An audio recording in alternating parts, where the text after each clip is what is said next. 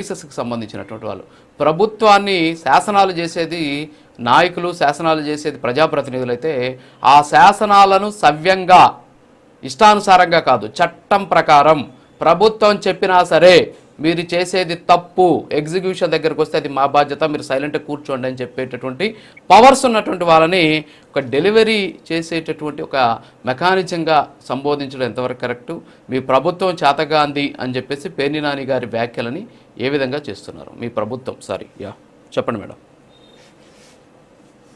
రాజు గారు, మీకు అలాగే ప్రైమ్ లైన్ వీక్షకులకి ప్యానెల్ ఉన్నటువంటి సోదరులు కూడా నమస్కారం అండి, గుడ్ మార్నింగ్. పేర్ని నాని గారు లాంటి వ్యక్తి అలాంటి వ్యాఖ్యలు చేయడానికి ఒక మంత్రి హోదాలో ఉన్నప్పుడే ఎలాంటి వ్యాఖ్యలు చేశాడు ఆ రోజు వైఎస్ఆర్సీపీ గవర్నమెంట్ అధికారంలో అన్నప్పుడు ప్రజలకు తెలుసండి.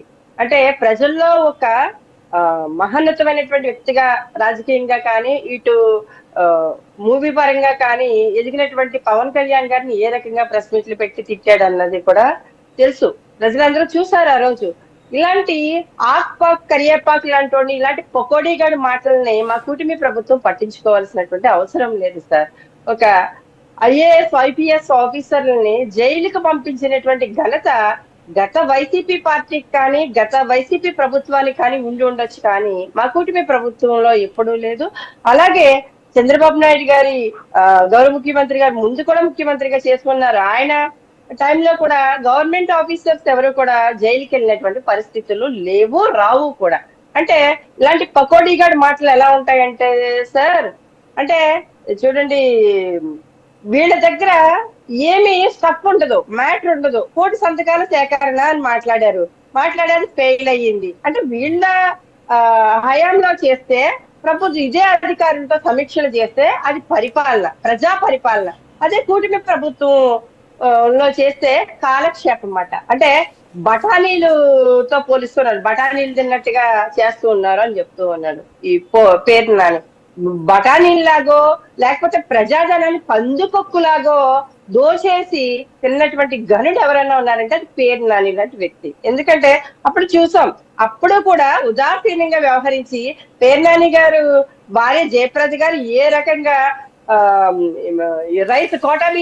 రైతు విషయంలో ఏ రకంగా జైలుకి వెళ్ళబోయారో చూసాం. ఆ రోజు కూడా ఆడవాళ్ళ మీద ఎందుకు అని కూటమి ప్రభుత్వం ఆడవాళ్ళని ఇబ్బంది పెట్టడం ఎందుకు, పేర్ని నాని ఇలాంటి చేసినటువంటి ఇలాంటి దుర్మార్గమైనటువంటి పనులకి, ఇలాంటి అక్రమమైనటువంటి పనులకి ఆడవాళ్ళని ఎందుకు ఇబ్బంది పెట్టడం అని ఆ రోజు గౌరవ ముఖ్యమంత్రి గారు కానీ డిప్యూటీ సీఎం గారు కానీ మాట్లాడడం జరిగినప్పుడు ఆ రోజు చాలా ఉదాసీనంగా వ్యవహరించారు, చాలా బాగా వ్యవహరించారు కూటమి ప్రభుత్వంలో పెద్దలు. ఆడవాళ్ళ జోలికి ఎందుకు వెళ్ళడం అని ఆ రోజు మాట్లాడారని ఇదే పేరు నాని ప్రెస్ మీట్ ముందు చంద్రబాబు నాయుడు చాలా గ్రేట్ ఆ విషయంలో కూడా అన్నారు. అవును, చంద్రబాబు నాయుడు గారి అడ్మినిస్ట్రేషన్ కానీ ఆయన నిర్ణయాలు కానీ నిజంగా ఆడవాళ్ళని ఇబ్బంది పెట్టకూడదు అని ఆయన తీసుకున్నటువంటి నిర్ణయాలు కానీ చాలా గొప్ప అని చెప్పారు. అంటే తన వరకు ఏదైనా మేలు జరిగితే, తన వరకు ఏదైనా మంచి జరిగితే అది గొప్ప విషయం. కానీ ప్రజలకు ఇక్కడ ఎటువంటి కష్టాలు పెట్టకుండానే ప్రజలకు ఇచ్చినటువంటి హామీలతో పాటు అలాగే కూటమి ప్రభుత్వం చేస్తున్నటువంటి సంక్షేమ పథకాలు కావచ్చు, సూపర్ 6 పథకాలు కావచ్చు, అలాగే అభివృద్ధి పనులు కావచ్చు, ఇవన్నీ చేస్తున్నప్పుడు వీళ్ళు హర్షించుకోలేకపోతున్నారు కదా. ఏదో రకంగా మొన్నటి వరకు 1,00,00,000 సంతకాల సేకరణ అని మొదలు పెట్టారు.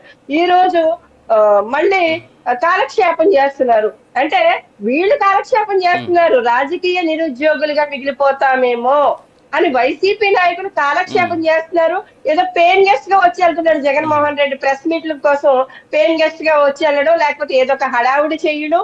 అంటే ప్రతిదీ మీరు చూసుకోవచ్చు, వైసీపీ అనేక మార్లు కూటమి ప్రభుత్వం మీద బురదేయడానికి అనేక ప్రయత్నాలు చేసింది.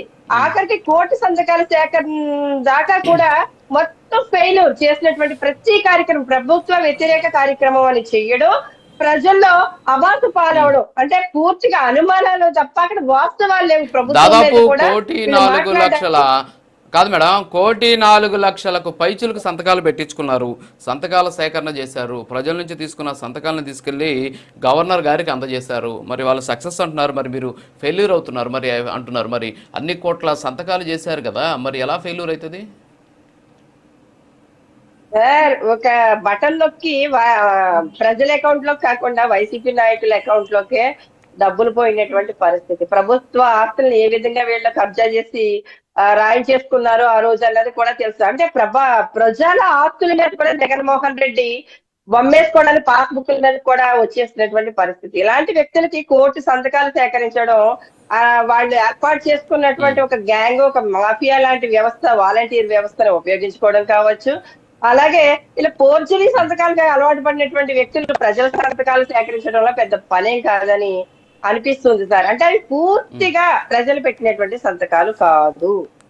నిరక్షరాస్యులైనటువంటి వ్యక్తులు ఓన్లీ సంతకం పెట్టడం మాత్రమే వస్తుంది సార్. ఇది పూర్తిగా ఎక్కడ సంతకాలు సేకరించారో పూర్తిగా డేటాను బయట పెట్టమనండి, ఏమీ లేదు. కాకపోతే వీళ్ళు మేకపోతే గాంభీర్యాన్ని లేని దాన్ని ఉన్నట్టుగా క్రియేట్ చేసి చూపించడంలో దిట్టలు కాబట్టి వైసీపీ నాయకులు దీన్ని అయితే మాత్రం ఒక ఉద్యమంలా తీసుకెళ్లిపోయాం, ఓటు సంతకాలంటే ఇంకా పై చీరుకు చేయించేసాం అని వీళ్ళు కబుర్లు చెప్పడం తప్ప పూర్తి ఫెయిల్యూర్ అవడం. అంటే ఆరోగ్యశ్రీ లాంటి వ్యవస్థనే వీళ్ళు ప్రైవేట్ హాస్పిటల్కి వాటికి అవన్నీ మాట్లాడుకుంటా ఉంటే మేడం చాలా అంశాలు ఇప్పుడు ఓకే ఇప్పుడు పథకాల వైపు మనం వెళ్ళాలి అంటే చాలా మాట్లాడాలి. అసలు పీపీపీ విధానం అంటే ఏంటి, దాని పట్ల తీసుకున్నటువంటి నిర్ణయాలు ఏంటి, కేంద్రంలో జరుగుతున్నటువంటి పరిణామాలు ఏంటి, ఇతర రాష్ట్రాల్లో ఉన్నటువంటి సిచ్యువేషన్స్ ఏంటి, ఇవన్నీ కూడా మనం పరిగణలో తీసుకొని మాట్లాడాలి. చాలా పెద్ద సబ్జెక్టు. వస్తాను మేడం మీ దగ్గరికి. చిన్నప్పరెడ్డి గారు గుడ్ మార్నింగ్. మీ దగ్గరకు వచ్చేటప్పుడు ఒక్కసారి చంద్రబాబు నాయుడు బయట ఒకసారి ప్లే చేయండి పీసీఆర్. ఒకసారి ఆ బయట చూడండి సార్, తర్వాత మీతో నేను మాట్లాడతాను. ఒకసారి ఆ బయట ప్లీజ్.